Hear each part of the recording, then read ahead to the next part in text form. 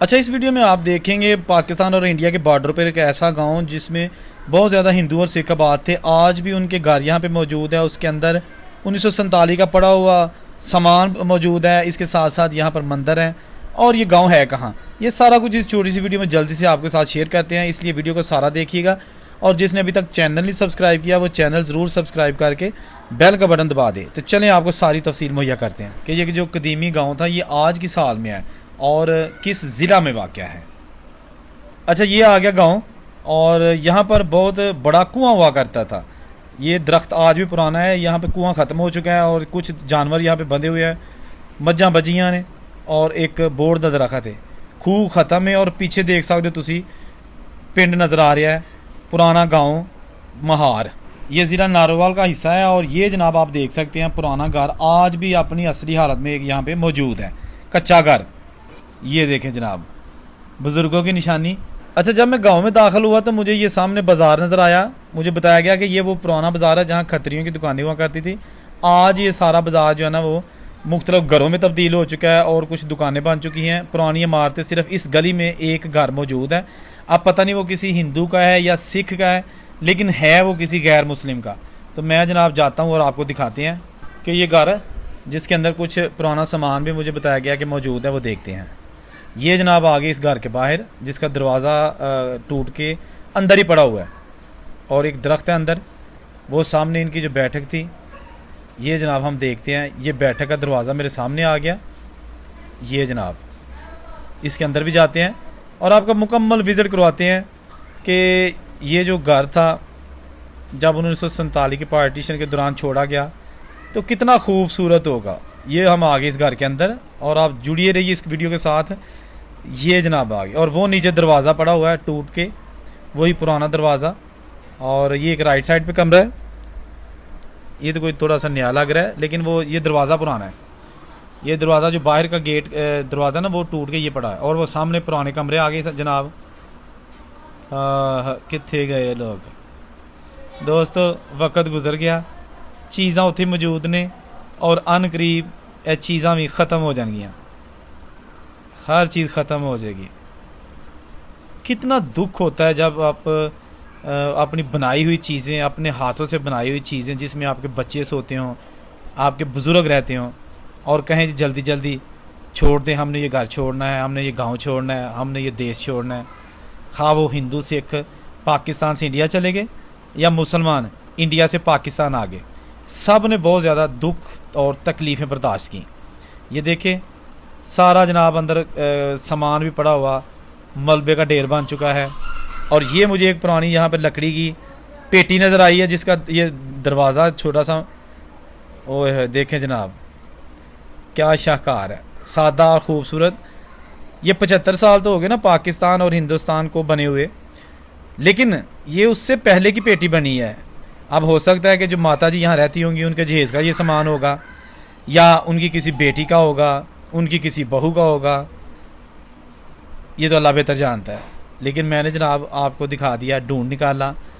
ये आप अलमारी समझ लें, पेटी समझ लें, संदूक समझ लें, लेकिन है कुछ इसी तरह की चीज़। ठीक है ना जी।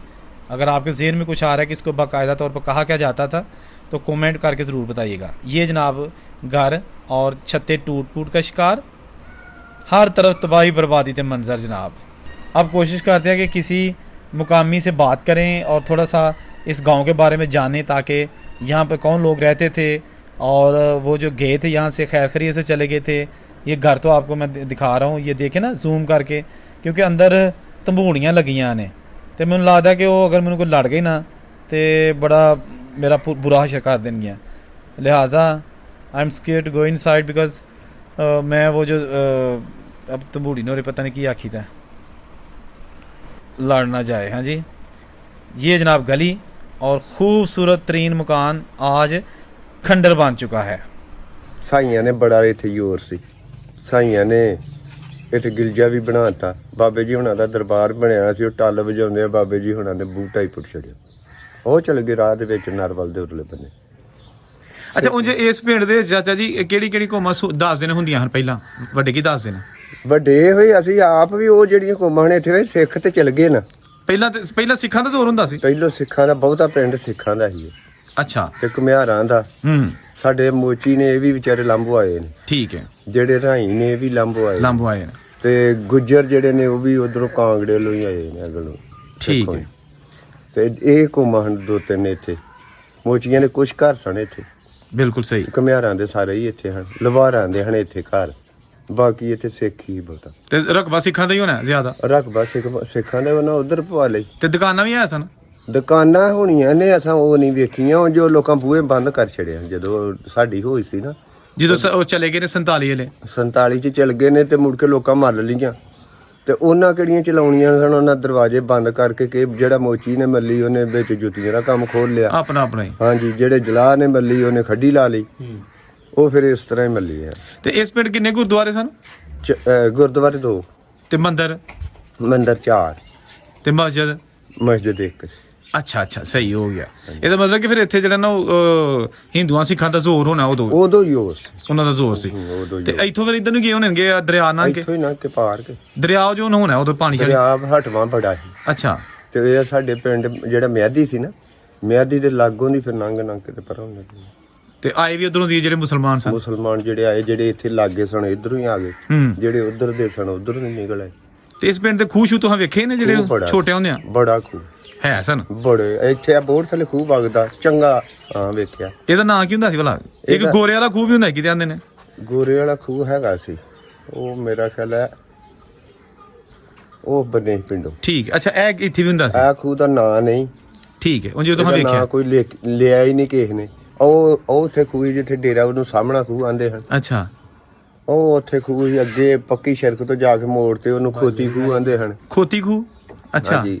ਉਹਦੇ ਉੱਤੇ ਚੰਨੇ ਨਹੀਂ ਹਨ ਹੁੰਦੇ। ਆਹੋ। ਉਹ ਸਿਰਫ ਥੱਲੇ ਕਾਂਜਨ ਹੁੰਦੀ। ਠੀਕ ਹੈ। ਉਹ ਉੱਥੇ 2 ਸਨ, ਉਹਨਾਂ ਨੂੰ ਬਾਗ ਵਾਲੇ ਆਂਦੇ ਹਨ। ਠੀਕ ਹੈ ਠੀਕ ਹੈ। ਇੱਧਰ ਇੱਥੇ ਹੈ ਇੱਕ ਖੂਹ, ਝੰਡਾ ਖੂਹ ਉਹਨੂੰ ਆਂਦੇ ਹਨ।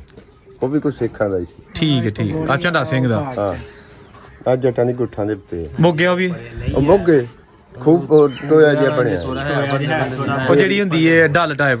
ਆਹ ਖਡਾਲ ਆ ਉਹ ਹੈ। ਤੇ ਖਰਾਸ ਵੀ ਹੁੰਦਾ ਸੀ ਤੇ ਕੋਈ? ਖਰਾਸ ਹੁੰਦੇ ਹਨ। ਕਿੰਨੇ? ਲਵਾਰਾਂ ਦੇ। ਕਿੰਨੇ ਸਨ? ਸਾਡੇ ਮੇਰੇ ਵੇਖਣ ਚ ਇੱਕ ਹੀ। ਅੱਛਾ, ਉਹ ਜਿਹੜਾ ਢੱਗੇ ਨਾਲ ਜਾਂ ਮੱਝ ਨਾਲ ਕੇ ਲਾ ਢੱਗਿਆਂ ਨਾਲ ਬੰਦੇ। ਅੱਛਾ ਅੱਛਾ। ਮਸਜਿਦ ਦੇ ਸਾਹਮਣੇ ਸੀ। ਠੀਕ ਹੈ। ਤੇ ਆਪਣੇ ਜਾਂ ਉਹਨਾਂ ਦੀਆਂ ਆਵੀਆਂ ਵੇਖੀਆਂ ਨੇ। ਆਹ ਘੁਮਿਆਰਾਂ ਦੀਆਂ ਵਾਹ ਵੱਡੀਆਂ ਸਨ। ਬੜੀਆਂ ਘੁਮਿਆਰਾਂ ਦੇ ਇਸ ਪਿੰਡ ਚ ਬੜੇ ਸਨ। ਅਜੇ ਵੀ ਬੜਾ। ਅਜੇ ਵੀ ਹੈ ਨੇ। ਅਜੇ ਬੜਾ। ਉਹ ਤਰੱਕੀ ਕਰ ਗਏ ਹੁਣ। ਤਰੱਕੀ ਹੁਣ ਤੇ ਖਾਣਾ ਪਕਾਉਂਦੇ ਨੇ ਚੰਗੇ ਤੋਂ ਚੰਗਾ। ਅੱਛਾ ਅੱਛਾ ਅੱਛਾ। ਮੁੰਡੇ ਬਾਹਰ ਨੇ। ਮੁੰਡੇ ਬਾਹਰ ਨੇ। ਇੱਥੇ ਕੰਮ ਹੁਣ ਦਰੀਆਂ ਖੇਸਾਂ ਦਾ ਕਰਦੇ ਨੇ, ਮੋਟਰਸਾਈਕਲ ਭਰੇ ਹੁੰਦੇ ਨੇ, ਨਿਕਲ ਜਾਂਦੇ ਨੇ ਉਹ ਦੂਰ ਤੇ ਚੰਗੇ ਮਤਲਬ ਆਪਣਾ ਰੋਜ਼ੀ ਰੋਟੀ ਪੇ ਕਮਾਉਂਦੇ। ਰੋਟੀ ਰੱਬ ਦਿੰਦਾ ਉਹਨਾਂ ਨੂੰ। ਤੇ ਘੁਮਿਆਰ ਹਲੇ ਵੀ ਕੰਮ ਕਰਦੇ ਨੇ ਭਾਂਡਿਆਂ ਦਾ ਕਿ ਨਹੀਂ, ਜਿਹੜੇ ਕੋਈ ਹੈ ਨੇ? ਘੁਮਿਆਰਾਂ ਦੇ ਮੇਰਾ ਖਿਆਲ 2 ਮੁੰਡੇ ਕਰਦੇ। ਬਹੁਤੇ ਹੁਣ ਨਹੀਂ। ਇੱਕ ਬਸ਼ੀਰਾ ਰਹਿਮਤ ਦਾ ਮੁੰਡਾ ਉਹ, ਤੇ ਇੱਕ ਕਾਕੇ ਦਾ ਮੁੰਡਾ ਹੈ, ਉਹਦਾ ਨਾਂ ਚੰਗਾ ਭਲਾ ਉਹਦਾ ਨਾਂ। ਉਹ ਮੁੰਡਾ ਜੇ ਉਹ ਕੁਝੀਆਂ ਠੂਠੀਆਂ ਤੇ ਉਰਾ ਛੋਟੀਆਂ ਤੇ ਇਹ ਜਿਹੜੇ ਮੰਦਰ ਸਨ ਉਹ 2 ਤੇ ਹੈ ਨੇ, ਤੇ ਦੂਜੇ ਕਿੰਨੀ ਕੁ ਦੇਰ ਟੱਠੇ ਨੇ? ਇਹ ਸਾਡੀ ਹੋਸ਼ ਸੀ ਟੱਠੇ। ਇਹ ਮੇਰਾ 92 ਚ ਨਹੀਂ ਟੱਠੇ ਜਦੋਂ ਬਾਬਰੀ ਮਸਜਿਦ ਦਾ ਵਾਕਿਆ ਹੋਇਆ ਸੀ? ਨਹੀਂ ਇਹ ਢਾਏ ਨਹੀਂ ਕਿਸੇ ਨੇ। ਅੱਛਾ। ਇਹ ਮੀਂਹ ਪੈ ਕੇ ਨਾ ਤੇ ਲੋਕੀ ਡੰਗਰ ਪਛਾ ਲਾਗੇ ਬੰਨਦੇ ਹਨ ਨਾ, ਵੇਲੀਆਂ ਬਣ ਗਈਆਂ ਤੇ ਉਹ ਕਰੈਕ ਹੋ ਗਏ। ਉਹ ਪਾਣੀ ਪੈ ਕੇ ਨੀਆਂ ਦੇ ਥੱਲੇ ਤੇ ਉੱਚੇ ਬੜੇ ਸਨ। ਥੱਲੇ ਉਹਨਾਂ ਦੇ ਫਿਰ ਪਾਣੀ ਪਿਆ ਤੇ ਉਹ ਇੱਕ ਨੇ ਤੇ 2-3 ਡੰਗਰ ਲੱਲੇ ਹਨ। ਡੰਗਰ ਮਾਰ ਕੇ ਥੱਲੇ ਆ ਗਏ। ਫਲੱਡ ਆਇਆ ਸੀ ਬਾਹਰ, ਮੇਰੇ ਆਪ ਡੰਗਰ ਉੱਥੇ ਹੀ। ਤੇ ਉਹ ਫਲੱਡ ਦੇ ਨਾਲ ਬੰਦਾ ਡਿੱਗਾ? ਮੰਦਰ ਗਿੱਲ ਨਹੀਂ ਡਿੱਗਿਆ, ਬਾਰਿਸ਼ਾਂ ਬੜੀਆਂ। ਅੱਛਾ। ਮੈਂ ਵੀ ਡੰਗਰ ਉੱਥੇ ਵੇਲੀ ਚ ਬੰਨ ਕੇ ਆਇਆ ਦਾ। ਠੀਕ ਹੈ। ਇੱਥੇ ਪਾਣੀ ਸਾਰੇ ਫਿਰਦਾ। ਉਹ 88 ਵਾਲਾ ਸਲਾਬ ਸੀ ਜਿਹੜਾ? ਨਹੀਂ ਬਾਅਦ ਵਾਲਾ। ਇੱਥੇ ਮੈਂ ਬਾਹਰ ਫਿਰਨ ਡਿਆ ਤੇ ਖੜਾਕ ਬੜਾ ਹੋਇਆ। ਮੈਂ ਨਠਾ ਉਧਰ ਨੂੰ, ਮੈਂ ਪੁੱਛਿਆ ਹੋਇਆ ਕੀ ਆ ਖੜਾਕ? ਕੋਈ ਥੱਲੇ ਜੀ ਤੇ ਨਹੀਂ ਆ ਗਏ, ਕੋਈ ਮਕਾਨ ਨਹੀਂ ਡਿੱਗ ਪਿਆ। ਤੇ ਬੰਦੇ ਆਖਣ ਲੱਗੇ ਮੰਦਰ ਡਿੱਗਿਆ। ਮੈਂ ਹਲਾ ਵੀ ਡੰਗਰ ਮੈਂ ਵੀ ਸਾਰੇ ਉੱਥੇ ਬੰਨ੍ਹ। ਜੇ ਮੈਂ ਗਿਆ ਤੇ ਡੰਗਰ ਅਮਣਾ ਮਾਣ ਬਚੇ।